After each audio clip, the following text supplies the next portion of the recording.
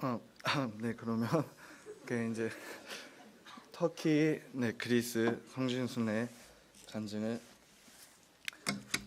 시작하도록 하겠습니다.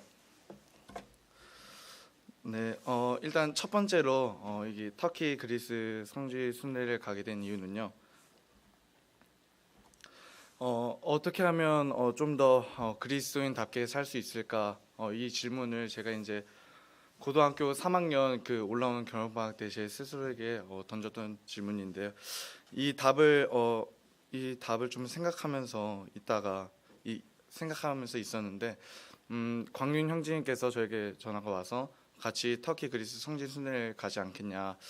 근데 그렇게 물어봤었습니다. 그래서 제가 좀 생각을 해보겠다 하고 전화를 끊고 이제 이 터키 그리스 성지 순례를 갈까 말까 생각을 하고 있었는데요.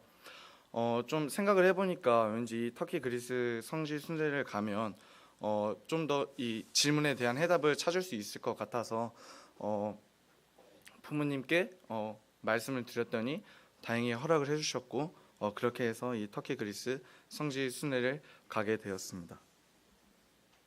이 순서는요, 일단 수어 아시아 교회 중 하나인 라우디게아 교회에서 느낀 점, 또 서머나 교회 감독 폴리캅 감독 그 느낀 점, 또 바울의 발자취를 걸어보며 느낀 점, 이렇게 세 가지로 준비되어 있습니다.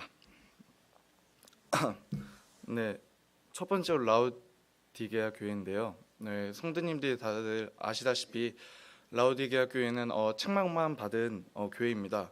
그래서 더더욱 제가 좀 더 느낀 점이 많습니다. 왜냐하면 제가 이제 저도 책망 받을 게 많기 때문입니다. 라우디게아 교회는 차지도 또 뜨겁지도 않은 그런 교회로 알려져 있는데요.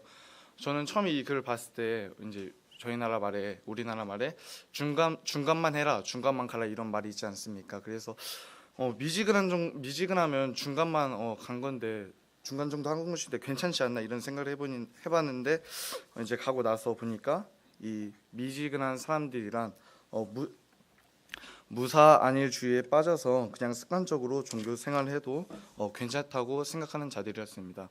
하나님께서 원하시는 것은 온 몸과 온 마음을 바쳐서 하나님을 섬기고 또 신실한 신앙의 삶을 사는 것인데 이 라우디게아 교회 성도님들은 이제 아무래도 좀 더 그냥 이 정도면 됐겠지, 이 적당히만 하자 이런 생각을 가졌기 때문에 하나님께서 주님께서 책망하신 것 같습니다. 저 또한 라우디게아 교회 성도님들처럼 적당히 해야지, 이 정도면 충분해, 이런 마음을 가지고 있었습니다. 하지만 이곳을 직접 가보고 또 이 말씀을 보니까 이것이 과연 하나님께서 원하시는 삶인가라는 생각을 하게 되었고, 또 이것이 진정 그리스도인의 삶인가라는 생각을 하게 되었습니다. 또 생각을 해보았을 때 그것은 아니다라고 생각이 되어 이제 좀 더 온 몸과 온 마음을 다해 하나님을 섬기는 그런 형제가 되려고 노력하기로 다짐을 했습니다. 그리고 정말 이 하나님께서 또 여기서 느낀 점은 인간을 생각하신다, 이 라우디게아 교회를 생각하신다라고 느낀 점이, 이 라우디게아 교회 성도님들이 좀 더 이해하기 쉽게, 좀 더 마음에 와닿게 그 주변의 지형들을 이용해서 말씀하신 거였는데요. 여기 잠시만요.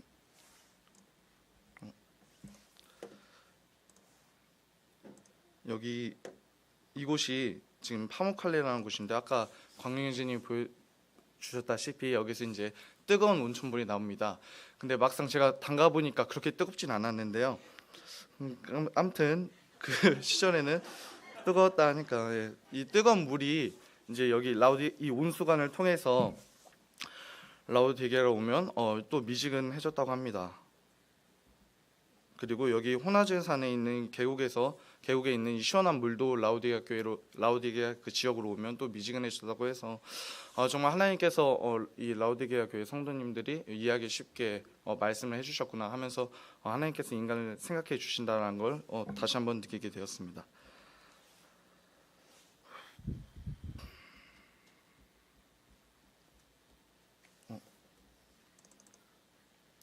잠시만요. 바로 될 것 같습니다.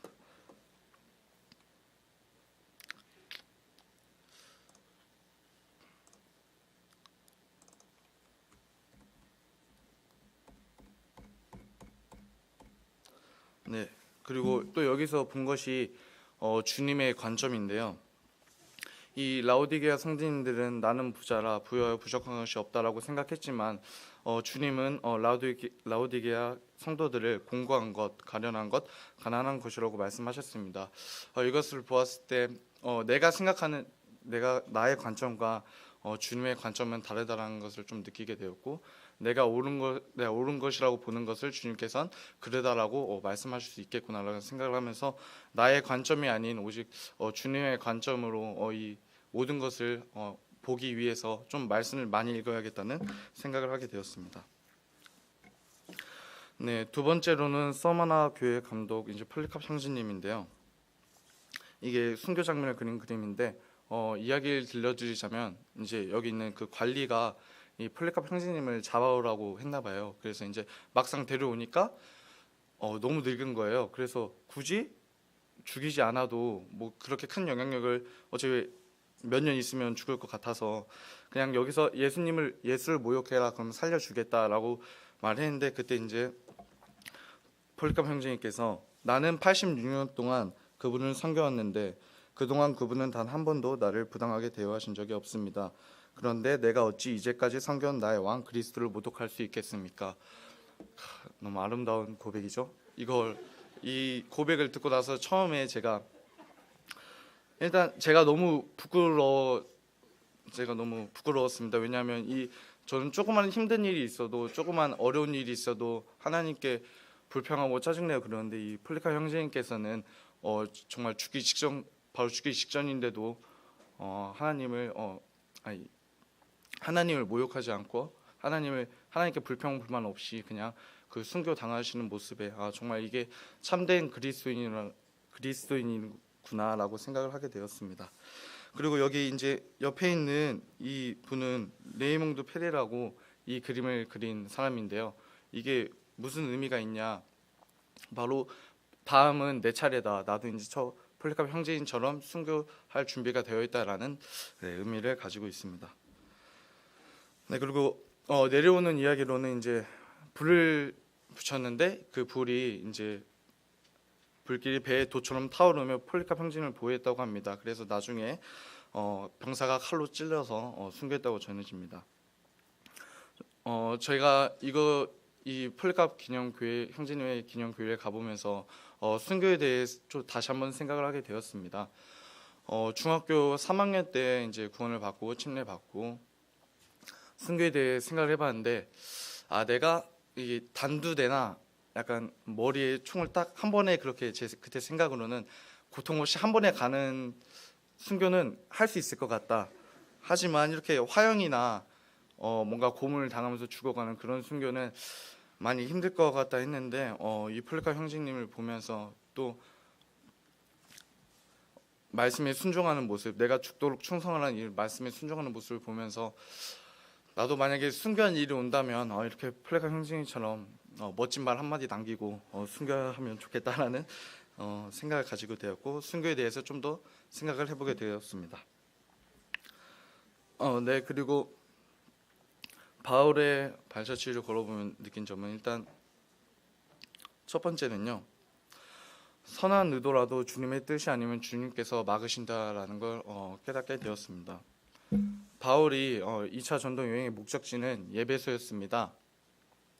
예배소고 이제 모든 준비를 마치고 이제 길을 나서고 있는데 그때 주님께서 허락하시지 않아서 이제 들어가서 거기서 환상을 보고 마게도냐로 갔습니다. 이것을 이제 봤을 때 만약에 제가 바울이었으면 어떻게든 다시 예배소로 가야겠다. 좀 그런 마음을 다시고 어떻게 시도라도 해봤을 텐데 이 바울 형제님은 그냥 바로 자신의 뜻을 행하기보다 주님의 뜻대로 행하여서 바로 들어가러 가고 마게도냐로 간 모습을 보게 되어서 나도 이 바울 형제님처럼 내 고집보다는 내 뜻보다는 주님의 뜻으로 살아야겠다는 다짐을 다시 한번 확고히 다지게 되었습니다. 이게 바로 이제 그 환상이라 해야 되나 그 벽화인데요. 이 드로아에서 이 마게도냐 사람의 환상을 보고 다시 이 마게도냐로 가는 그런 벽화입니다. 그림입니다. 그리고 또 느낀 점은 이제 바울과 신라는 이제 성령의 부르심을 받고 빌립보로 갔습니다. 하지만 거기서 이제 귀신 들린 여종을 고쳐주고 이제 그 여종의 주인들에게 고소당해서 매맞고 옥에 갇혔습니다. 이것을 처음 봤을 때 저 같았으면 이제 주님의 말씀대로 주님의 말씀에 순종해서 간 건데 그 결과가 매맞고 옥에 갇힌 거면 주님 이건 좀 아니지 않습니까? 이렇게 불평을 할 만도 한데 바울과 신라는 하나님을 원망하기보다 그 상황에서 하나님을 찬양했기 때문에 찬양을 하였습니다. 그래서 이걸 보면서 나도 어떠한 상황 속에서도 찬양을 해야겠다라는 마음을 가지게 되었고, 이게 진짜 그동안은 머리로만 알고 있었는데 이번 기회를 통해서 마음으로 이제 깨닫게 되는 그런 좋은 그 시간이 되었습니다. 여기가 바로 이제 바울과 신라가 갇혔던 감옥입니다. 그리고 이제 마지막으로는 베레아 사람들인데요. 이 베레아 사람들은 간절한 마음으로 말씀을 받고 들은 말씀이 그러한가 하여 날마다 성경을 상고했다고 합니다. 정말 처음에 딱 듣고 좀 이따 보여드릴 텐데 이제 그 그림을 봤을 때 정말 대단한 사람들이구나라고 느꼈던 게, 들은 말씀이 그러한가 하여 날마다 성경을 상고했다고 합니다. 그러니까 한마디로 성경을 연구했다고 한 것인데, 나는 과연 이렇게 하고 있는가 하면서 저를 다시 한번 반성하게 되는 기회가 되었고요. 저도 이제 이날 저녁에 가서 주님, 제가 간절한 마음으로 말씀을 받을 수 있도록 도와주셨고, 항상 그 성경을 매일매일 읽고 좀 많이 읽음으로써 성경의 지식을 좀 채워줄 수 있도록, 또 가능하다면 또 성경을 연구할 수 있도록 이렇게 기도하게 되는, 또 그런 마음을 가지게 되는 계기가 되었습니다. 네, 이게 바로 이게 그림인데요. 여기 바울이 이렇게 말씀을 전하고 있고, 이분은 열심히 듣고 있고, 또 이분은 이 옆분에게 이제 이 말씀이 잘 이해가 안 갔나 봐요. 그래서 물어보고 있고, 이분은 또 답해주고 있고, 또 이분은 바울이 말하는 말씀을 그대로 적고 있고, 이거 벽화를 보면서 정말 참 공통점들이 졸고 있는 사람은 단 한 명도 없었다는 겁니다. 그래서 저를 많이 반성하게 됐습니다. 제가 이제 말씀 시간에 좀 꾸벅꾸벅 졸긴 하는데 그런 걸 많이 반성하는 기회가 되어서, 나도 이제 베레아 사람들처럼 말씀 시간에 졸지 않고 또 열심히 성경을 보면서 하겠다라는 컨셉으로 찍은 사진입니다. 네. 그리고 정말 한 가지 소망이 있다면 이제 베레아 사람아라고 불리는 것인데요. 그 뜻이 뭐냐면 성경 연구를 사랑하는 사람입니다. 이제 만약에 가능하다면, 또 제가 노력한다면 되겠지만 될 것 노력해서 죄송합니다. 노력을 해봐서 성경 연구를 좀 사랑하는 사람, 베레아 사람이라는 말을 들을 수 있도록 좀 더 노력을 하겠습니다.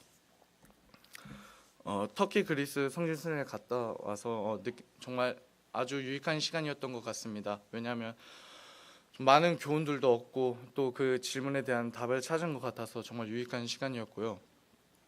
또 이제 터키 그리스 가서 이제 분명히 입맛이 안 맞을 거라고 한 성도님께서 말씀을 해주셨는데, 그래서 저는 터키 그리스 갔다 오면 살 좀 빠지겠구나라고 생각을 했어요. 근데 광윤 형제님께서 이제 거기 가면 좀 입맛이 안 맞는다, 그래서 라면을 좀 사가야 간다 해서 24봉지를 싸가가지고 거의 매일매일 먹은 것 같아요. 그리고 막상 또 가보니까 하루 빼고는 또 다 제 입맛에 맞아가지고 왔더니 7kg가 쪄 있는 거예요.